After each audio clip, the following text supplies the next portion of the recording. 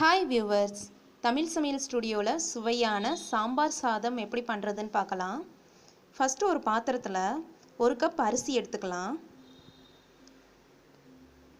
1 cup அரிசிக்கு 3/4 cup அளவு துவரம் பருப்பு சேர்த்துக்கலாம். சேர்த்துட்டு நல்லா இதை சுத்தம் பண்ணிக்கலாம்.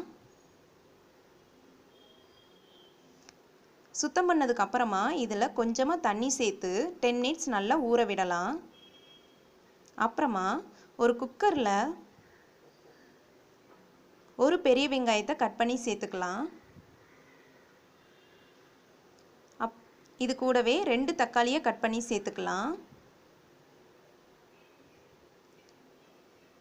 கொஞ்சமாக பூண்டு சேர்த்துக்கலாம். 1/2 டீஸ்பூன் சீரகம் சேர்த்துக்கலாம்.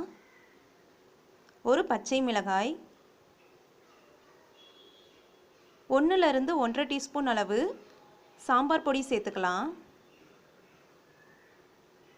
1 டீஸ்பூன் மிளகாய்த்தூள் சேர்த்துக்கலாம்.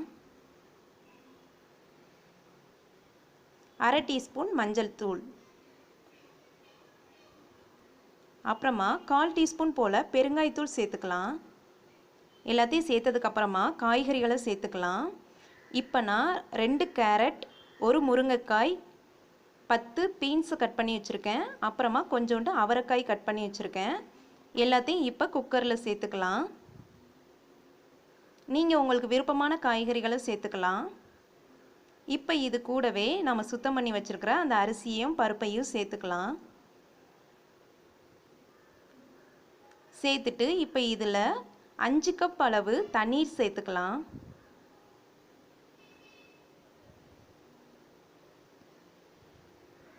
சேர்த்துட்டு எல்லாத்தையும் நல்லா மிக்ஸ் பண்ணி விட்டுறலாம்.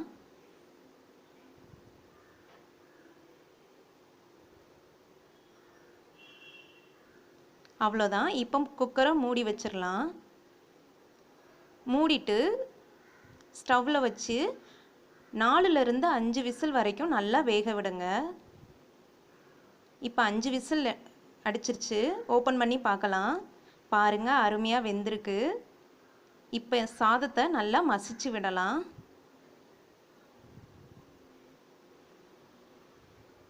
இப்போ இதில் தேவையான அளவு உப்பு சேர்த்துக்கலாம். இந்த ஸ்டேஜில் ஒரு சின்ன எலுமிச்சை அளவு புளியை கரைச்சி அதோட ஜூஸையும் சேர்த்துக்கலாம். அதுவும் டேஸ்ட்டாக இருக்கும். வாசனைக்கு கொஞ்சமாக கொத்தமல்லி இலை சேர்த்துக்கலாம். சேர்த்துட்டு எல்லாத்தையும் நல்லா மிக்ஸ் பண்ணி விட்டுறலாம். அவ்வளோதான். இப்போ நாம் தாளிச்சிடலாம். தாளிக்கிறதுக்கு ஒரு பேனில் 4 to 5 டீஸ்பூன் அளவு நெய் சேர்த்துக்கலாம். எண்ணெய் சேர்த்து தாளிக்கலாம், ஆனால் நெய் சேர்த்தா இன்னும் டேஸ்ட்டாக இருக்கும். அதனால் நான் நெய் சேர்த்து தாளிக்க போகிறேன். நெய் சூடான உடனே இதில் கொஞ்சமாக முந்திரி பருப்பு சேர்த்துக்கலாம். சேர்த்துட்டு இந்த முந்திரி பருப்பு பொன்னீர் ஆகிற வரைக்கும் வேக விடலாம். இப்போ இதை தனியாக எடுத்துடலாம். எடுத்துட்டு சாதத்தோடு சேர்த்துடலாம்.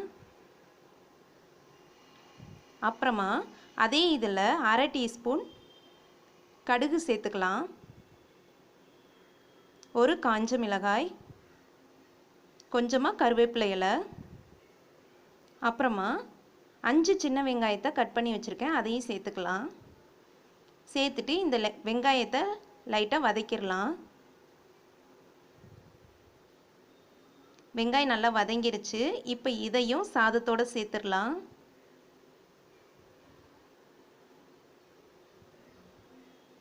சேர்த்துட்டு எல்லாத்தையும் நல்லா மிக்ஸ் பண்ணி விட்டுறலாம்.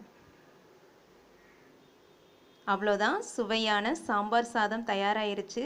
கண்டிப்பாக நீங்கள் வீட்டில் ட்ரை பண்ணி பாருங்கள். ரொம்பவும் டேஸ்ட்டாக இருக்கும். குழந்தைகளுக்கெல்லாம் மதியம் லஞ்சுக்கு பண்ணி கொடுத்து விடுங்க, விரும்பி சாப்பிடுவாங்க. உங்களுக்கு இந்த டிஷ் பிடிச்சிருந்துச்சுன்னா எங்கள் சேனலுக்கு சப்ஸ்கிரைப் பண்ணுங்கள். தேங்க்யூ.